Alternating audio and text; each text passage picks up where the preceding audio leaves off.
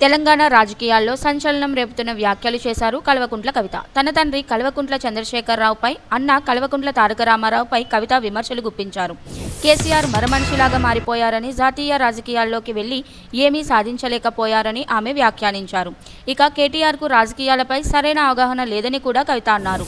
ఈ వ్యాఖ్యలు టీఆర్ఎస్ వర్గాల్లో చర్చానీయాంశంగా మారగా పార్టీ భవిష్యత్పై సందేహాలు వ్యక్తమవుతున్నాయి. రాజకీయ వర్గాల్లో ఈ పరిణామం హాట్ టాపిక్గా మారింది. ఆనాటి కేసీఆర్ వేరు, ఇప్పటి కేసీఆర్ వేరు. ఆనాటి కేసీఆర్కి తెలంగాణలో చేనేత కార్మికులు చచ్చిపోతుంటే భిక్షాటన చేసిన కేసీఆర్ ఆనాటి కేసీఆర్. ఇయాలటి కేసీఆర్ మారిన మనిషి, మనిషి, మన మనిషి కాదు. ఏమైంది ఇయాలటి కేసీఆర్కి? హైడ్రాలో ఇల్లు కూలిపోతుంటే అరుస్తున్నారు, అన్నా ఎక్కడున్నావు రా, వచ్చిందా? రాలే. వెలుగుమట్లలో ఇల్లు కూలితే వచ్చిందా?